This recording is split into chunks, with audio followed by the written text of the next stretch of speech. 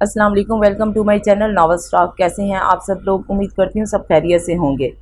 Novel जिस पर हुआ इश्क ममनू की सेकंड लास्ट एपिसोड आपकी खिदमत में हाजिर है, जिसे लिखा है सबा मुगल ने। अगर आप मेरे चैनल पर नए हैं तो काइंडली चैनल को सब्सक्राइब करके कमेंट, लाइक और शेयर ज़रूर कीजिए। तो आइए नावल की तरफ चलते हैं। वो ज़मीन पर बैठी हुई थी, चेहरे पर भी जा बजा निशान मौजूद थे। उसकी वहशत के दांतों और ज़ख्मी नील की सूरत में वो रोकर अपना गम तो हल्का ना कर पाई थी, बस हिम्मत ख़त्म हो गई थी और रोने की, इसीलिए खामोश बैठी थी। सुल्तान धीरे से उसके पास ज़मीन पर बैठा और उसके चेहरे पर धीरे से हाथ रखा था। उसने अपना मुंह दूसरी तरफ कर लिया। उसकी इस हरकत पर वो सख्त बदमज़ा हुआ और उसका हाथ पकड़कर अपने हाथ की गिरफ्त में ले लिया। वो हाथ छुड़ाने की कोशिश में हलकान हो रही थी और वो पूछ बैठा, क्या हुआ? बहुत दर्द हो रहा है ना तुम्हें? उसकी बात सुनकर महानूर ने ना चाहते हुए भी अस्वात में सर हिलाया। वो कहने लगा, अच्छा, मुझे भी दर्द हुआ था जब तुमने मुझे धोखा दिया था। काश तुम ऐसा ना करती, वरना मुझे मोहब्बत हो गई थी तुमसे। सुल्तान ने एतराफ़ किया। वो तड़प कर बोली, मैं कैसे यकीन दिलाऊं? मैंने नहीं बुलाया था किसी को मदद के लिए। इस कैद का मुकद्दर लिखा समझकर सब्र कर लिया था। वो सिसक कर उठी और एक बार फिर उसकी मोहब्बत के दावे को सिरे से महानूर ने कोई अहमियत दी ना, और उसकी मोहब्बत के लफ्ज़ को वज़न दिया था उसने। वो तो अपनी बेबसी देखकर सफाई दे बैठी थी। तुम अपनी अहमियत खो चुकी हो सुल्तान की नज़र में, समझी? मुझसे कोई उम्मीद मत रखना अब, सुल्तान ने बेनियाजी से कहा उस पर झुकते हुए, जिसकी माँ उसकी उम्मीदों पर ना पूरा उतरी हो। सुल्तान, फिर वो किसी से क्या उम्मीद रख सकती है? कलस कर सोचा पर कहा नहीं। महानूर ने उसी वक्त वो उसका चेहरा थाम कर उस पर जा बजा अपने लम्स छोड़ता उसके दर्द में इजाफा कर रहा था। वो अंदर ही अंदर उसकी बेहिसी पर सिसकती रही। कुछ देर बाद उसे छोड़ता उस पर चादर फेंकी, जिससे उसने अपना वजूद मुकम्मल ढांपा था। फिर जलीना को उसने बुलाया इंटरकॉम के ज़रिए और उससे उसके ज़ख्मों पर मरहम रखने का कहा कि यहाँ से लेकर जाने को कहा। सुल्तान गाउन की डोरियाँ कसकर बांधता अपने रूम की तरफ बढ़ा। रेड रूम से निकलकर जबकि जलीना उसे अपने साथ अपने रूम की तरफ ले गई, क्योंकि सुल्तान ने उसे अपने बेडरूम से बेदखल कर दिया था। सुल्तान की सल्तनत का वो हिस्सा न रही थी, सिर्फ ग़ुलाम बनकर रह गई थी। ताया जान, ये क्या है? वलीद शाह ने कहा, और हैदर शाह को जो सही सलामत हवेली में क़याम पजीर देखा जब उसने पाकिस्तान की सरजमीन पर कदम रखा, उसने ड्राइवर से कहा, मुझे सीधा हॉस्पिटल ले चलो। जिस पर ड्राइवर ने कहा, साहब ने कहा है पहले हवेली लेकर आना है आपको। जिस पर वो खामोश हो गया। शायद कुछ ज़रूरी काम हो या फूफो वगैरह को साथ लेना हो, इसलिए वलीद शाह चुप हो गया। पर यहाँ आकर उनको ठीक ठाक देखकर वो अच्छा खासा भुन्ना कर रह गया था। वहाँ से तुमको सही सलामत बुलाने का मेरे पास और कोई रास्ता ना था बेटे, हैदर शाह ने यासियत से कहा। आपने ठीक नहीं किया ताया जान, वलीद शाह ने अफसोस से कहा। वलीद शाह अपनी बेटी को खोने के बाद बेटा नहीं खो सकता, हैदर शाह ने उसे जवाबन कहा। ताया जान, महानूर को बचाना ज़रूरी है पहले। वलीद ने अपनी फ़िक्र बताई। जानता हूँ, ये समझने की कोशिश करो, जिन लोगों में वो फंसी है वहाँ से निकलने के लिए हम कुछ नहीं कर सकते। समझने की कोशिश करो, बख्त आलम शाह है ना, वही कुछ कर सकता है। हैदर शाह हमेशा से अजलान को बख्त आलम शाह पुकारते थे, क्योंकि ये नाम उन्होंने रखा था, बख्त। जबकि अजलान उसके माँ बाप ने वो उसे घर का बड़ा बेटा समझते थे हमेशा से। जब अजलान शाह कुछ नहीं कर पा रहा तो वलीद के कुछ करने का सवाल ही नहीं बनता था। दिल ही तो नहीं समझता ताया जान, क्या करूं उसका? वलीद दिल ही दिल में कहता उठ खड़ा हुआ, दुख से उसे सोचता हुआ। हैदर शाह उनको देखते रह गए जाते हुए। जलीना उसके ज़ख्मों पर मरहम रखते हुए ज़ारों की तार रो रही थी। वो उसकी अजियत खुद पर महसूस करते बोली, महानूर, रोकर चीखकर चिल्लाकर कुछ तो कहो, इस दर्द पर कुछ तो कहो। वो उसके होंठ भींच कर बर्दाश्त करने पर बोली थी। महानूर की आंखों का दर्द उसे तकलीफ़ देता था। मुझे कुछ नहीं कहना अब इस बारे में, मेरा कहा एक एक लफ्ज़ तुम्हारे लिए अजाब बना देगा सुल्तान। वो सिसकी थी इतना कहकर। मुझसे हमदर्दी मत करना जलीना, मेरा दर्द सुनकर तुम मेरी हमदर्द बन जाओगी, ये तुम्हारे लिए ठीक नहीं जलीना, महानूर ने जब्त करते हुए कहा। कहते वो ठीक रही थी, वो जलीना समझ रही थी, क्योंकि अब महानूर सुल्तान की गुड बुक में नहीं थी। सारे लफ्ज़ जो कहने चाहिए वो गुम हो गए थे। जलीना, क्या तुम मुझे कागज़ और पेन दे सकती हो? मैं किसी के लिए कुछ लिखना चाहती हूँ, महानूर ने दुख से कहा। पेपर पेन मिल जाएगा, पर क्या लिखोगी तुम? जलीना ने हैरत से पूछा। मैं वो लिखूंगी जो मैं उसे कह ना सकी थी, जो उसे बता ना सकी।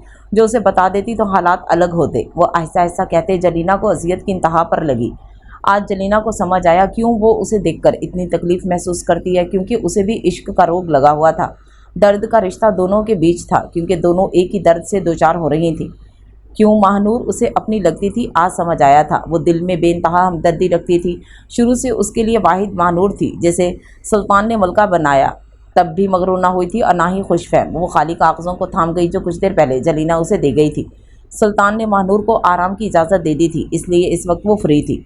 जलीना ने उसे कहा भी बाद में लिख ले, पर उसके अंदर आज लफ्ज़ों का समंदर ठाठे मार रहा था, इसलिए उसे रोकना मुमकिन नहीं था। आज वो अपने अंदर का दर्द कागज़ पर उतारने का फ़ैसला कर चुकी थी। वलीद शाह, मेरी ज़िंदगी का उन्वान भी तुम हो तो इख्तिताम भी तुम हो।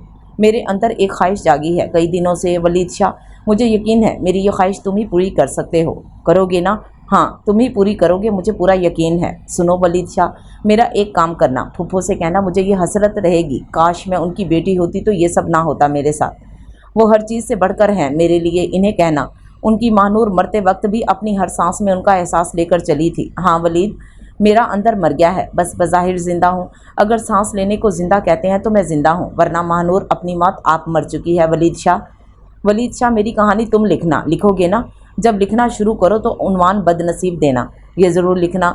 इतनी बदनसीब थी वो जिसे कभी मोहब्बत रास ना आई। जो मोहब्बतें मिली वो उनकी बेकदरी कर गई, जिसकी सज़ा के तौर पर उसकी माँ ने मोहब्बत का झांसा देकर उसे बर्बाद कर दिया। कहीं का नहीं छोड़ा था उसे। लिखना कि यूं ही उदास नहीं थी वो। लिखना कि बुरे वक्त ने उसे मुंह के बल गिराया था उसे। लिखना कि एतबार उठ गया था उसका दुनिया से। ये भी लिखना कि मरने का सोच रही थी वो। लिखना कि खुद से बेजार थी वो। ये भी लिखना कि जीते जी मर रही थी वो। लिखना कि वो फिर भी किसी मुआवजे के इंतज़ार में थी। लिखना कि खाली हाथ थी वो, मगर सारी दुनिया को कदमों में लाने का सोच रही थी। लिखना कि बिल्कुल ही पागल थी वो, ख्वाब को हकीकत समझ रही थी। आखिर में लिखना कि वो एक बदनसीब लड़की थी। तुम ज़रूर लिखना मेरी बदनसीबी की दास्तां। वहाँ से लिखना शुरू करना जहाँ से मेरी पहली मुलाकात हुई थी मेरी माँ से। मेरी पहली मुलाकात उनसे यूनी में हुई थी। वो आई थी हमारे फंक्शन में, क्योंकि हमारे फेस्टिवल वीक में सेलिब्रिटीज़ ने आना था, और वहाँ वापसी में खुद बढ़ी उनकी तरफ। जानते हो क्यों? ये पूछने के वो मुझे क्यों छोड़कर गईं हवेली में, इस बाप के पास जिसको मुझसे मोहब्बत नहीं थी, जिनको मेरी हर बात में एतराज़ रहता था, बल्कि शायद उनको मेरी दुनिया में होने पर ही एतराज़ था।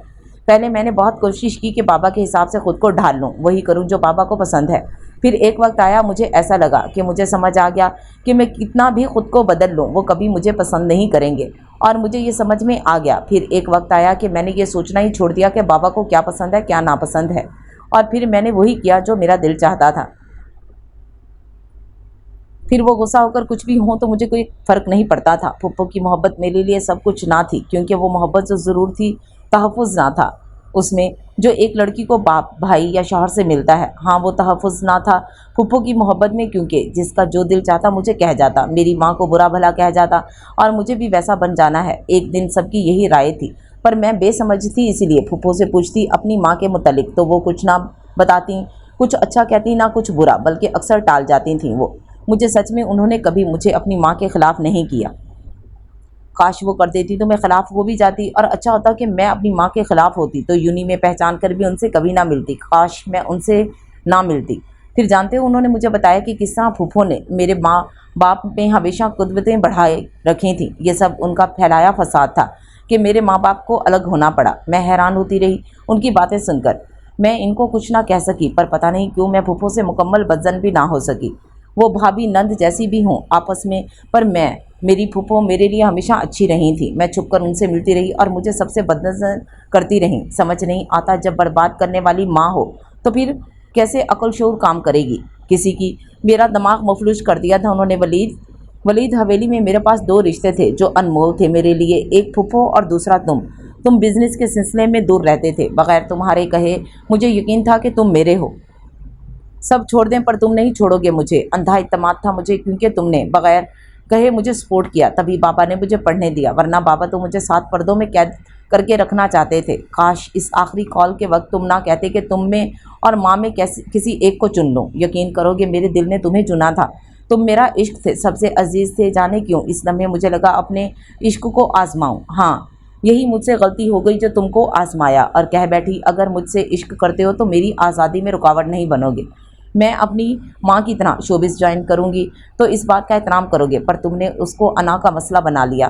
काश इतना बड़ा फ़ैसला फ़ोन के बजाय रूबरू करते एक दूसरे के सामने, तो हालात यूँ बेरहमी और रुख अख्तियार ना करते। काश काश, कितने काश हैं क्या बताऊं। तुम अगले दिन वापस आ गए ज़रमीने को लेकर, मेरी बहन को लेकर, मेरे रूबरू मेरे मुकाम पर। सोचो क्या बीती होगी मुझ पर, क्या करती बोलो। तुम्हारे इश्क से दस्तबरदार होना पड़ा वलीद शाह। तुम्हारी आंखें चीख कर रोक रही थीं, पर मैं नहीं रुकी। जानते हो क्यों? क्योंकि तुम और मैं बेख्तियार हो जाते, रिश्तों का तकद्दुस पामाल कर देते। फिर तो मेरा जाना और ज़रूरी हो गया था। काश तुम ज़रमीने से शादी ना करते, तो मैं अपनी हर मुश्किल में तुमको आवाज़ देती। तुम पर मेरा मान तो रहता, पर सारे मान टूट गए, मेरे वजूद को ज़ख्मी और रेज़ा रेज़ा कर गए। इतनी कमज़ोर और बुज़दिल ना थी जितनी बनती चली गई, बुराई की दलदल में उतरती चली गई। हाँ, मेरी कम हिम्मती ने मुझे बर्बाद किया, ये ज़रूर लिखना वलीद शाह। साद मलिक ने मुझे किस तरह बर्बाद किया जानते हो? वो लिखती चली गई सब कुछ। कितने काश रह गए मेरी ज़िंदगी में, क्या बताऊं वलीद। सिर्फ काश ही रह गए थे फिर ज़िंदगी में। काश साद मलिक के ब्लैकमेलिंग में ना आती, काश माँ की बात ना मानती तो कितना अच्छा होता। इस दलदल में पढ़कर सुल्तान तक ना पहुँचती। काश कहा था ना, सिर्फ काश रह जाएंगे मुझ बदनसीब की ज़िंदगी में। सुल्तान के बारे में लिखते उसका दिल खून के आंसू रो रहा था, पर जाने क्या था वो लिखती चली गई। सबसे अजियतनाक जानते हो क्या है? फरदीन बट या अरमान मलिक क्या हकीकत थी उसकी पता नहीं, पर उसकी आंखों में बसा वो मोहब्बत का एहसास मुझे हैरान कर गया। जानते हो वलीद, तुमने मुझे और मेरे इश्क को खुद पर ममनू किया जब मैंने इस शोबिज़ में कदम रखा। पर जानते हो वो अजीब शख्स था।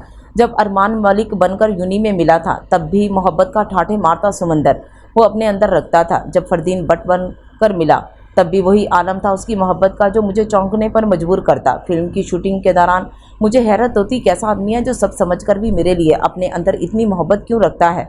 वो जानता था मैं साद मलिक की कंपनी के थ्रू आई हूँ, और ये तो शोबिज़ से मुंसलिक बहुत से लोग जानते थे कि साद मलिक हीरोइंस के साथ क्या करता है, कैसे रखता है इनको। हाँ, वो भी जानता था सब, फिर भी उसकी मोहब्बत में कोई फ़र्क ना आया था। अजीब शख्स था, अजीब मोहब्बत का अंदाज़ था। कभी उसकी आंखों में अपने लिए ना नफ़रत देखी ना कराहत देखी मैंने। जाने क्यों उसकी आंखों की जोत मुझे बेचैन करने लगी। मैंने उससे बदतमीज़ी की, जानबूझकर खुद से बदज़न करने के लिए, क्योंकि मैं इज़्ज़त और मोहब्बत किसी शरीफ आदमी की डिज़र्व नहीं करती थी, जानती हूँ। फिर सुल्तान की कैसे उसने मुझे आज़ाद किया, अपनी जान मुश्किल में डालकर। ये उसने बहुत गलत किया, बहुत गलत किया। ये उसे नहीं करना चाहिए था, पर वो कर गुजरा। मैं नहीं जानती उसकी असल पहचान क्या है, वो अरमान मलिक था या फरदीन बट, पर आंखों में बसती मोहब्बत अब भी वही थी जिसमें कोई फ़र्क ना आया था। हाँ, वो अलग था, सबसे अलग था वलीद शाह। सुल्तान ने बहुत गलत किया, उसे मेरे हाथों मार दिया, मेरे सामने। मेरी आखिरी उम्मीद, वो इश्क का आखिरी दिया बुझा दिया सुल्तान ने। ज़िंदगी में उससे बड़ी अजियत क्या होगी वलीद, बताओ। इश्क का कत्ल हो गया मेरे हाथों। जानते हो सुल्तान कहता है वो भी अपने अंदर मेरे लिए मोहब्बत महसूस करता था, पर मेरे ऊपर एतबार नहीं करता, मेरा यकीन नहीं करता, मुझ पर तशद्दुद करके सुकून महसूस करता है। और कहता है कभी मोहब्बत भी करता था, पर अब शदीद नफ़रत करता है। उसकी डिक्शनरी में बेवफाई की माफ़ी नहीं। वलीद, कोई ऐसे उसे जाकर बताए वो मोहब्बत भी नहीं करता, बल्कि मोहब्बत के मीम को भी छूकर नहीं गुजरा उसका वजूद। वो घटिया इंसान सिर्फ खुद से मोहब्बत करता है, इंतहा का खुदगर्ज इंसान है। वो किसी की नफ़रत के लायक हो सकता है, पर मोहब्बत के लायक कभी नहीं हो सकता। आखिर में बस इतना लिखना, महानूर वहीं मर गई थी जहाँ फरदीन बट को मारा था, उसने उसी के हाथों। वो अनमोल शख्स यूं मारे जाने के काबिल ना था वलीद। उसकी आंखों का सुकून जो मेरे हाथों से गोली खाते वक्त था, तुम सोच भी सकते कि अजीब दीवानगी थी इन आंखों में, तुम सोच नहीं सकते। वो पुरसुकून मौत मर गया और मेरे लिए एक और अजियत जिंदा मौत छोड़ गया। तो फिर अब मानोगे ना, बदनसीब उन्वान ही हो सकता है मेरी ज़िंदगी का। 3 मोहब्बत के दावेदारों में महानूर को एक भी नसीब ना हुआ, तो फिर बताओ होगा कोई मुझसा बदनसीब। कई हादसे मेरे जिस्म जाँ पर गुजर गए, मुझे जाने किसकी थी बद्दुआ, मैं मरी नहीं। वो जो एक शाम थी ख्वाब सी कहीं खो गई, वो जो एक दिन था अज़ाब सा वो ढला नहीं। वो परेशान सा अपने ऑफिस में बैठा था कि अचानक उसके रूम का दरवाज़ा खुलकर वजदान मलिक सीधा आया और उसका गिरेबान पकड़ गया। अजलान शाह, मेरा इकलौता भाई मारा गया। मना किया था ना फाइज को मत भेजो, क्यों भेजा तुमने उसे दुबई? क्यों? उसके लहजे में इतना गम था। ना वो अरमान मलिक था और ना वो फरदीन बट, वो वजदान मलिक का छोटा भाई फाइज मलिक था। वजदान, होश करो, जानते हो मैंने नहीं भेजा था, वो अपनी मर्ज़ी से गया था। हाँ, मेरी सुपरविज़न में था, पर गया अपनी मर्ज़ी से था। वो शहीद हुआ है। उसका हाथ अपने गिरेबान से हटा गया और उसे गले लगाया खुद से। हाँ, वो बिखर गया उसके इस अंदाज से। वो मजबूत इंसान रो दिया अपने इकलौते रिश्ते की मौत पर। नमी तो अजलान शाह की आंखों में भी आई थी इस लम्हे वजदान के दुख का सोचकर। वजदान मलिक जैसे आज तक किसी ने नरम पड़ते हुए ना देखा था, वो रो पड़ा उसके गले लगकर। सब्र करो वजदान, मुझे भी फाइज का दुख है। वो उसे खुद से लगाए बोला था, कैसे देख पाऊंगा उसे इस हालत में, मेरी पूरी दुनिया वही था अजलान शाह। वो चला गया, क्या करूंगा अब मैं यहाँ रहकर, उस पुलिस फोर्स में रहकर, जब जिंदा रहने की वजह ही ना रही। वजदान मलिक से बोला था, सब्र करो, बेशक खुदा सब्र करने वालों के साथ है। वजदान, अगर तुम इस तरह करोगे उसे कैसे वहाँ सुकून आएगा, प्लीज़ हौसला करो। वो उसके आंसू साफ करते बोला था। भारी लहजे के साथ अजलान एयरपोर्ट पर खड़ा रहा वजदान के साथ। जब उनके चारों एजेंट की डेड बॉडी लाई गई, उनकी पुलिस फोर्स खड़ी थी इनके शहीदों की सलामी के लिए। फाइज की जनाजा नमाज में सब शरीक हुए और पर उसकी आखिरी रसूमात तक अजलान शाह साथ रहा। वजदान मलिक के जानता था उसका दुख बड़ा था, उसे किसी अपने के सहारे की ज़रूरत थी। उफ, आज तो मज़ा आ गया अपने मुल्क आकर, दाऊद सदीकी ने कहा सबके बीच बैठकर। तकरीब उनकी टीम की सब लोग आज मिले थे उनके फार्म हाउस पर। ये एक तरह से प्री पार्टी थी, क्योंकि सबको यकीन था ये इस साल की अवार्ड विनिंग फिल्म ज़रूर होगी पाकिस्तान की। यॉर्क की ना सही पर यह कन्फर्म था, सबको एशिया की तो और ऑर्डरिंग होगी फिल्म। कुछ डायरेक्टर्स को कुछ सीन देखकर उस पर साद मलिक के खुद की डायरेक्शन, सबको यकीन था ऑस्कर नॉमिनेट तो ज़रूर होगी। ऐसी बायोपिक फिल्म बनाना अपने आप में एक एहसास था। सबके चेहरों पर रिलीज़ से पहले दमकते चेहरे साफ जाहिर कर रहा था कि उनको अपनी मेहनत का यकीन था। निम्रा खान उसके पास बैठे बोली, बिल्कुल, प्रमोशन के दौरान कितनी तारीफ से बेटी हमने, मज़ा आ गया सच में। एक हीरोइन के लिए इससे बड़ा कोई एहसास नहीं, उसका अंत कैरियर का बेस्ट रहे। और मैंने सोच लिया है अगर इस फिल्म ने मुझे तरक्की की बुलंदियों पर पहुंचाया तो मैं फिल्म इंडस्ट्री को खैर बात कह दूंगी, क्योंकि इससे ज़बरदस्त इख्तिताम मेरे कैरियर का कुछ नहीं हो सकता। वो मज़े से मशरूब के घूंट भरते मुकम्मल कर गई थी। सच में तुम्हारा ये इरादा है निम्रा खान, दाऊद सदीकी ने पूछा। हाँ जी, वो बहकते लहजे में बोली। वैसे साद मलिक को होना चाहिए था आज, किसी ने कहा। वो कल होगा मूवी की प्रमोशन में, आज आ रहा है लंदन से। मैं भी पहुंच गया हूँ, दाऊद सदीकी ने बताया सबको। ज़बरदस्त, फिर तो और मज़ा आएगा। निम्रा खान और दाऊद सदीकी की बाहों के घेरे में थी, जिसकी साड़ी का पल्लू गिरा हुआ था। बेपरवाही से सबको खूबसूरत मंजर पेश करता उसका जिस्म दावत नज़ारा बना हुआ था। सेकंड हीरोइन में कुछ इसी तरह के हुलिये में मलबूस असिस्टेंट डायरेक्टर परवेज़ की बाहों में थी। यहाँ सभी लड़कियाँ नीम बरहना लिबास में थीं। बेशर्मी के नज़ारे बिखरे पड़े थे चारों तरफ। अभी वो नाच गाने में मसरूफ़ थे कि पुलिस की रेड पड़ी। साथ ही साथ मीडिया का भी हजूम कुछ देर में पहुंच गया। किसी क़यामत से कम ना था सबके लिए ये सब। बाकी लोग तो सिर्फ मशरूब पीने की वजह से जेल चले गए, पर दाऊद सदीकी के पास से बाहर के ढेर सारी करेंसी के साथ ड्रग्स बरामद हुई थी। निम्रा खान नशे में थी, साथ ही साथ ड्रग्स मिला था उसके पर्स और बैग से। वो दंग रह गई, इतना लापरवाह तो ना थी। जिस तरह रंगे हाथों पकड़ी गई थी वो, सही मैनों में इनके छक्के छूट गए थे। पुलिस का इतना सख्त रिएक्शन, ऊपर से मीडिया का इतना रश, सब तबाह कर गया। तो फिर दाऊद सदीकी पुलिस को रिश्वत देने का एक और जुर्म आप पर आयद होता है। अचानक लॉकअप में अजलान शाह दाखिल होते बोला था और तंजिया लहजे में बोला था दाऊद सदीकी से, एसएसपी मेरी बात सुनो, तुम क्या कीमत है तुम्हारी। दाऊद सदीकी अभी अकड़ से बोला, तुम नहीं आप बोलो। वो एक डंडा मारते हुए बोला था, नहीं आप मारना मत, मेरी बेल हो जाएगी। सुनो मेरी बात। दाऊद सदीकी उसके एक डंडे पर घबराकर तुमसे आप पर आया था, तो तू सुन मेरी बात, अब तेरा पैसा तेरे किसी काम आने वाला नहीं, समझे। वो उस पर डंडों के वार करते बोला था, एक कॉल करने दो। वो हाथ जोड़ते बोला, चलो ये कोशिश कर ले। अजलान शाह ने कहा। उसने बड़े बड़े सियासतदानों को मिलाया, किसी ने रॉन्ग नंबर तो किसी ने बात से इनकार, किसी ने कुछ कहकर हाथ ऊपर उठा लिए। एक पसीना आ रहा था, दूसरा हाथ जा रहा था, यहाँ तक कि उसके वकील ने कॉल पर कहा, तुम्हारा केस इतना कमज़ोर है, कोई हाथ नहीं डालेगा, कल तुम्हारी सब प्रॉपर्टी सेल कर दी जाएगी, क्योंकि सब हराम का है, सब पर इंक्वायरी बैठेगी, सब अकाउंट फ्रीज हो जाएंगे, हमारे हफीज़ से कहाँ भरोगे तुम। वकील की ये बात सुनने के बाद घबरा गया था और कॉल काट गया। वकील और अजलान शाह उसे मारने लगे। कैसा लगा खुद का बेबस होना, आज तक औरतों को करते आए हो। एसएसपी एक कॉल, बस एक और करने दे। ठीक है, क्या याद करेगा किस सखी से पाला पड़ा है, वरना तुम लोग तो किसी पर रहम नहीं खाते। देख लो मेरी रहमदिली और शराफत। अजलान शाह का हर अंदाज मजाक उड़ाने वाला था। उसने साद मलिक का नंबर मिलाया जिसे अब तक पहुँच जाना चाहिए था। अजलान ने उसी का फ़ोन थमाया और कहा, शायद तुम्हारे खुद के नंबर से उठा ले। अजीब लहजा था उसका। दाऊद सदीकी ने अपने नंबर से मिलाया। अचानक उसके दूसरी तरफ का आकर कान के पास अजलान शाह बोला था।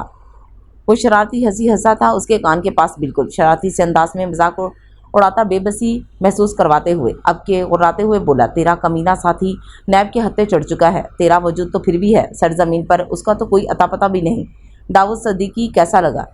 और फिर अजलान शाह उसका मोबाइल छीनते दीवार पर मार गया। आज तक तुम लोग खेलते आए हो खेल, अब देखो तुम्हारी किस्मत का खेल, अपनी गलतियों का खुमियाजा तो हर कोई भरता है, किसी और की गई गलतियों का खुमियाजा भरो और महसूस करो वो बेबसी, जिस बेबसी के एहसास से औरों को दो चार करने वाले। अपना हशर देखो कैसा लग रहा है। अजलान शाह का लहजा उसे अच्छी तरह अंदाज़ा हो गया, ये सब उसी का प्लान किया खेल था जिसका शिकार हुए थे वो, वरना इस तरह एक साथ पुलिस और मीडिया की रेड नामुमकिन सी बात थी।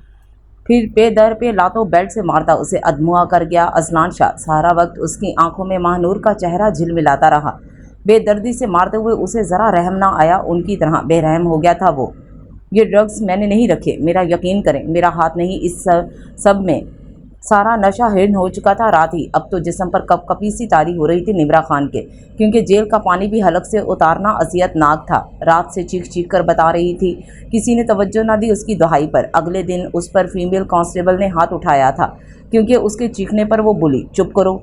जब निमरा खान चुप ना हुई तो मजबूरन उसे मारना पड़ा, तब जाकर चुप हुई थी। वो खुद को पागल होता महसूस कर रही थी, क्योंकि किसी ने भी उसकी मदद की पुकार को ना सुना। वो कई लोगों को कॉल मिला चुकी थी, पर किसी ने सही रिस्पांस ना दिया। सबको अपने नाम की पड़ी थी कि उसकी मदद करके कोई अपना नाम खराब नहीं करना चाहता था। दाऊद सदीकी खुद जेल में है, डायरेक्टर राहील ने उसे बताया, और साथ ही साथ सख्ती से कहा कि आइंदा उसे कॉल करने की गलती ना करे, वरना इससे बुरा कोई नहीं होगा। जब नाइमा ने कुछ बकवास की तो वो भी उसे अच्छी खासी गालियां देकर कॉल काट गया।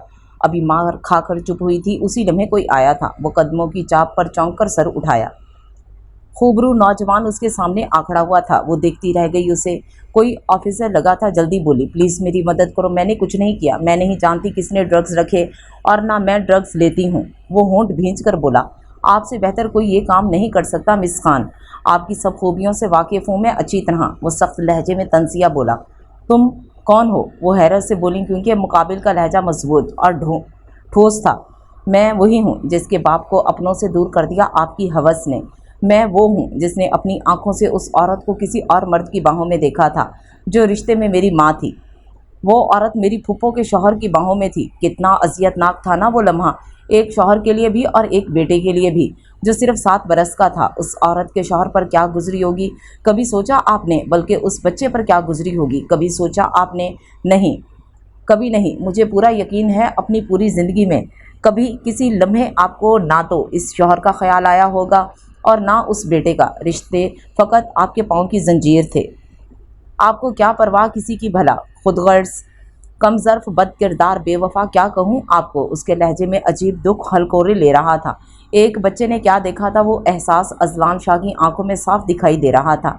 उसके लफ्ज़ों में छुपी नफ़रत वाज़े थी। वो शौक हो के उसे देखती रह गई। वो कुछ कहती इससे पहले वो दोबारा बोल उठा, मेरे बाप के हाथों उस रात एक कत्ल हुआ था, काश दूसरा कत्ल तुम्हारा भी कर देते तो खसारे का सिलसिला ज़रा मुख्तसर हो जाता। काश मेरा बाप उस घटिया औरत को मार देता जो डाइन से भी बदतरीन औरत थी।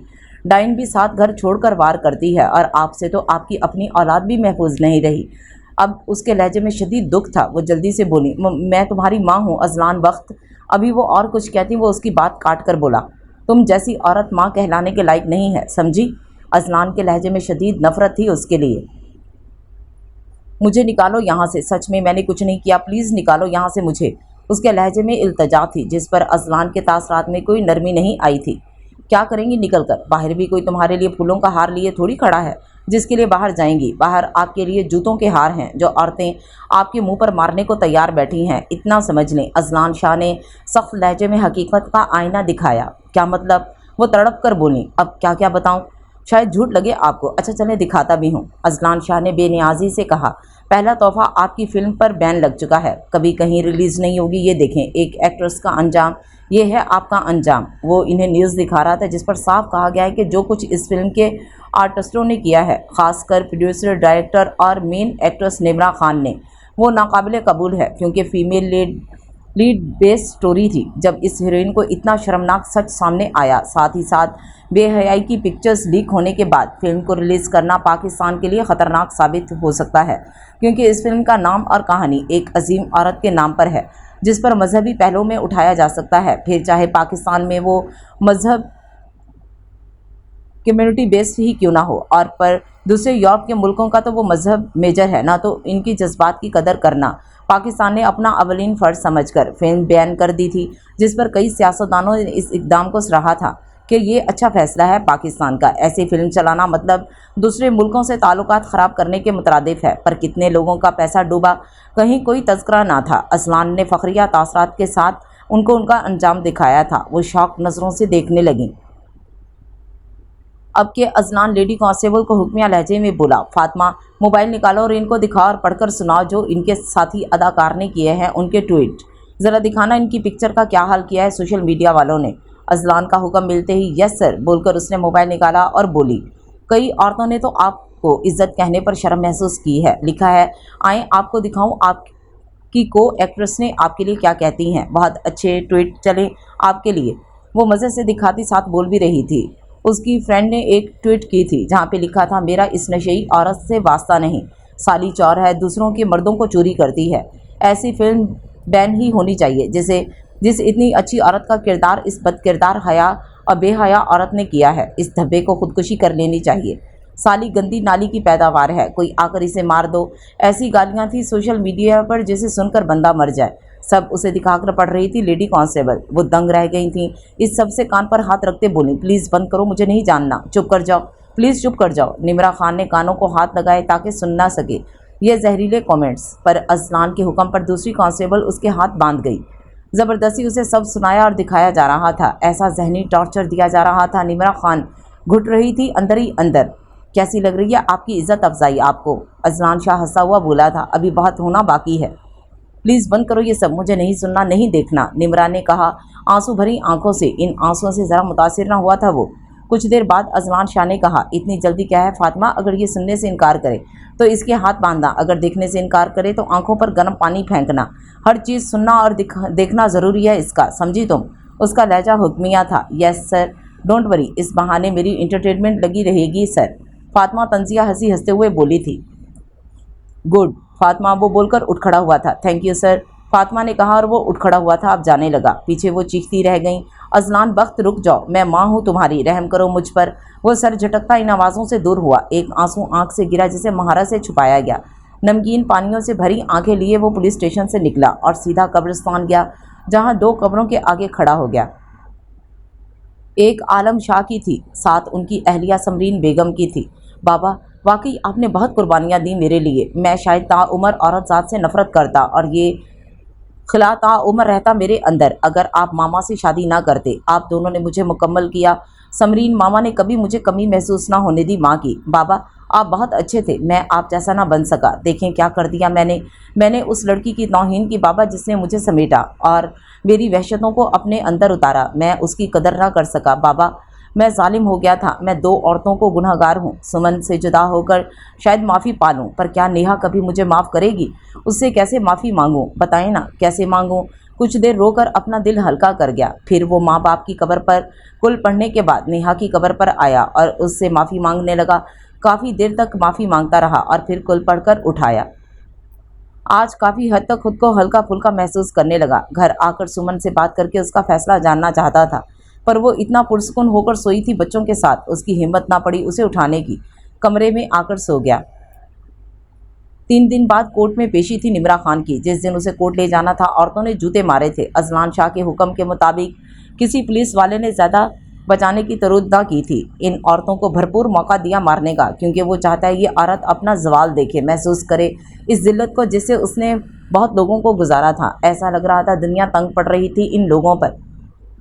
कई और केस चल निकले थे जिसमें कई नई हीरोइन ने दाऊद सदीकी और साद मलिक के काले करतूत खोले थे, जिसमें सहरे फहरस्त हरासमेंट था। निमरा खान चीखें मारने लगी कोर्ट में, क्योंकि जहन पर अभी तक वो जूते और गालियां सवार थीं।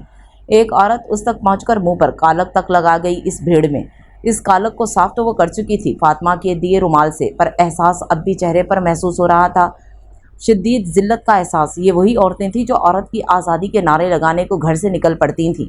सोशल मीडिया ने बेइंतहा ट्रोल किया था इस बदनामी को। अजलान शाह खुद तो इस औरत को जहर तक नहीं दे सकता था, पर इसके लिए एक ऐसी सज़ा मुंतखब की थी। वो जेल में बैठी अपने बाल नोचने पर मजबूर हो जाती थी। एक फ़ीमेल कांस्टेबल उस पर बने मीम्स इस फाहिशत के ट्वीट दिखाकर जहनी टॉर्चर करते आई थी। सही मायने में वो दीवारों पर सर पटकने लगी थीं। खुदारा मुझे रसी दो, मैं खुदकुशी कर लूँ, मैं घुट घुट कर नहीं मरना चाहती। वो हाथ जोड़े इल्तजा कर रही थी। सब गूंगे और बहरे बन गए थे उसकी इल्तजा पर। सलाखों पर सर पटकती, कभी माथा पीटने लगती। हर जगह उसे महानूर हंसती नजर आती, उसका मजाक उड़ाती नजर आने लगती। फिर किसी वक्त महानूर रोने लगती और उसे अपनी तकलीफ़ों का जिम्मेदार कहने लगती और उसका गला दबाने को बढ़ती, जिस पर वो चीखने चिल्लाने लगती, बचाओ मुझे, प्लीज़ मुझे बचाओ, इससे ये मार डालेगी। वो चीख चीख कर सर उठा लेती सैल को। किसी वक्त चुप ना होती तो फातिमा उस पर हाथ उठाती। चुप कराने के लिए मुन्नीम पागल सी होने लगी थी और फिर भी जेल में ही उसे रखा गया था। साद मलिक का तो कुछ पता ना था कहाँ गायब किया नैब ने उसे, किसी को पता ना था। अजलान शाह घर बैठा टीवी पर देखता रहा जब निमरा को जूते मारे गए या कालक लगी थी, क्योंकि अगर उसके सामने ये होता तो शायद बर्दाश्त ना कर पाता, इसलिए वो वहाँ ना था।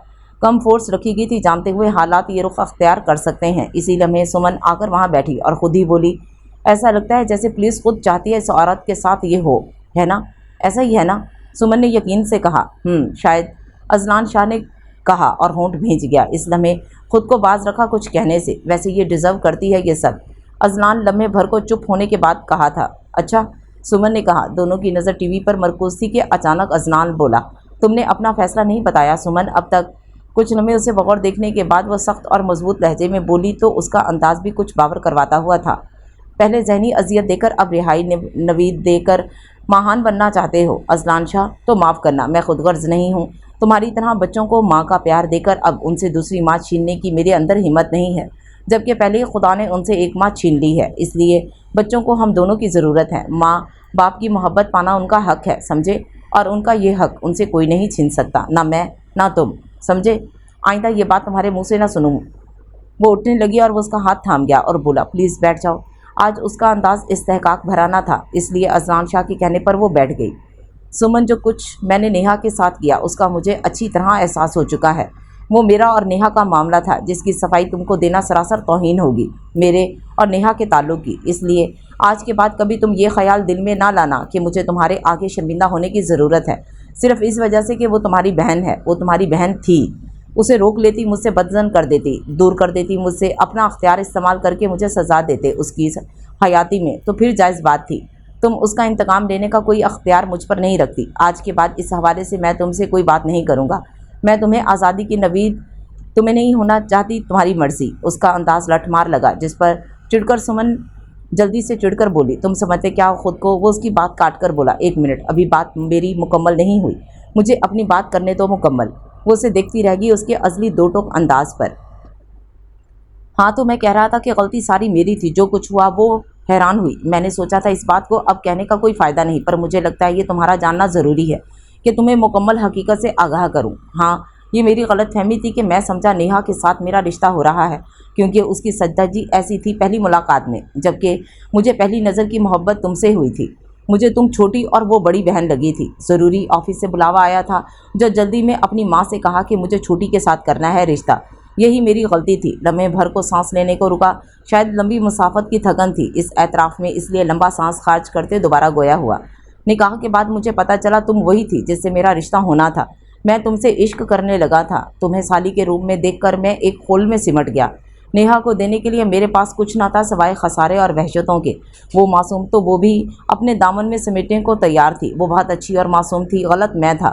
काश किस्मत और तकदीर पर भरोसा करता तो ये सब ना होता। काश मैं किस्मत का लिखा समझकर मान लेता, या तो यही सोच लेता कि तुम्हारी बहन है, तुम्हारी खुशबू भी उसमें बसती है। सोचकर सब्र करता तो शायद ये ना होता, आज अपने इश्क के आगे शर्मिंदा ना होता। अगर नेहा को बेइंतहा प्यार देता तुम्हारी बहन सोचकर ही, तो कम से कम तुम यूँ मिलती तो तुम्हारे आगे सुरखरुख होता, तुम्हारी नज़र में मेरी इज्जत होती। ये सोच कर के जितना वक्त भी मेरी बहन उसकी बीवी रही, बहुत खुशियाँ दी। इस शख्स ने काबिल मोहब्बत ना सही, कम अज़ कम मुझे काबिल इज़्ज़त तो समझती, और मैं तो वो भी ना हासिल कर सका। देखो कितना बदनसीब हूँ, यूँ अपने इश्क के आगे शर्मिंदा हूँ, और जानता हूँ तुम कभी मुझे ना इज्जत दे सकती हो ना मोहब्बत। मेरी बदकिस्मती देखो, जो दुख मैंने तुम्हारी बहन को दिए तुम कभी नहीं भूलोगी। उसकी डायरी पढ़ने के बाद मेरे इश्क को मुझसे यूं ही मिलना था, यूं ही मेरे खुदा ने मेरे नसीब में लिखा था। इस आजमाइश के बाद मैं अपनी आजमाइश में बुरी तरह फेल हो चुका हूँ। जानता हूँ काश इंसान में थोड़ा सब्र होता और अल्लाह पर कामिल यकीन होता तो आज मैं तुम्हारे आगे सुरखरू होता, ना कि यूं सर झुकाए मुजरिम बना खड़ा होता। मैं तुम्हें कभी भी अपनी बेबसी समझा ही नहीं सकता। नेहा को अपने निकाह में लेने के बाद जो मुझ पर गुजरी, किस रो में आकर मैंने वो सब किया और क्यों किया, या गलत को सही समझकर क्यों किया, कभी नहीं समझा सकता। और ये सवाल हमारे बीच रहेगा, जिसकी सफाई देना मेरे बस से बाहर है। जिस दिन तुमको इस सवाल का जवाब समझ में आएगा तुम खुद आओगी मेरे पास। और याद रखना, मैं कभी भी अब तुम्हारी तरफ बढ़कर तुम्हें और कोई अजियत देने का सोच भी नहीं सकता। ये रिश्ता और इसकी डोर मैं तुम्हारे हाथ में देता हूँ। तुम जिस तरफ चाहो जब चाहो मोड़ सकती हो, तुम्हें अख्तियार है। बच्चों की तो तुम माँ बन चुकी हो और वो रहोगी। तुम्हारा और मेरा ताल्लुक हमेशा सवालिया निशान की तरह ही रहेगा। हमारे बीच सिर्फ इतनी उम्मीद करता हूँ तुम बच्चों के सामने ऐसा कुछ नहीं करोगी जिससे उनको महसूस हो कि उनके माँ बाप में किसी किस्म की रंजिश है या उनके रिश्ते में कोई एबनॉर्मेलिटी है। वो चुप हो गया और वो देखती रह गई। उसका चेहरा, जिसके चेहरे पर झूठ का शुबा ना था। सुमन के दिल ने गवाही दी कि वो एक एक लफ्ज़ सच बोला है और वो फिर भी उसके पास देने को एक लफ्ज़ तसल्ली का ना था। सॉरी अजलान शाह, मेरे पास देने के लिए तुम्हें तसल्ली का एक लफ्ज़ भी नहीं है। शायद किसी और के मुंह से सुनती तो एक लम्हे के लिए अफसोस ज़रूर होता कि जो तुम्हारे साथ हुआ, पर यकीन मानो जो मेरी बहन के साथ हुआ वो अजियत मैं नहीं भूल सकती हूँ, क्योंकि इससे मेरा खून का रिश्ता था। तुम मुझे वो सबसे अजीज़ थी। उसका दर्द मैं अपने अंदर महसूस करती हूँ। मैं तुम पर इस इश्क की दुहाई ममनू करती हूँ। ये रिश्ता हमारे बीच हमेशा सवालिया ही रहेगा। वो शिद्दत से कहते उठकर चली गई। वो उसे जाता देखता रह गया, पर आज दिल से बोझ उतर गया था अपनी अनकही कहकर। तुम्हें ये पाकिस्तान भेजना है, सारिम से कहा जलीना ने महानूर के लिखे सफ़े देकर। इन सफ़ों के पलंदों में क्या है जलीना? सारिम ने पूछा। तुम मत पढ़ना बस, जलीना ने कहा। पर क्यों? सारिम ने हैरत से पूछा। खुद को अजियत दोगे किसी का लिखा दुख पढ़कर? जलीना ने कहा। पर प्लीज़ जलीना, पढ़ने की इजाज़त दो, सारिम ने कहा। फिर खुद पछताओगे। तुम्हारी कही एक बात की वजह से सुल्तान ने यह मान लिया कि उस दिन शॉपिंग मॉल में हमला किसकी साजिश है। काश तुम शक न डालते सुल्तान के दिमाग में, जलीना ने कहा शिद्दत से। जब से उसे सारिम ने बताया कि उसने खुद को बचाने के लिए एक शक डाला है सुल्तान के मन में, तब से जलीना हैरान थी। इसका मतलब जो एक गद्दार मेंशन में था वो सारिम ही था। तुमने खुद कहा था जिस दिन सुल्तान का ये मेंशन तबाह होगा उस दिन मुझे और मेरे इश्क को मानोगी। तो मुझे तो तैयारी करनी थी ना उसे ख़त्म करने की। साथ खौफ भी था कि अगर सुल्तान बच जाए तो मुझ पर उसका शक ना जाए। सारिम फिक्र से बोला उसके सामने दौजानों बैठकर। तुम्हारा इश्क इतना खुदगर्ज क्यों हुआ सारिम? मैं ऐसे इश्क को खुद पर ममनू समझती हूँ जो किसी और की अजियत का बाइस बने। देख लो जाकर महानूर की हालत अधमरा कर चुका है सुल्तान। सारिम, मुझे तुमसे ये उम्मीद ना थी। तो फह तुम पर अफसोस है तुम्हारे इस इश्क के दावे पर। वो उसके कंधे को धक्का देती उसे लड़खड़ाने पर मजबूर कर गई थी और ख़ुद उठ गई थी।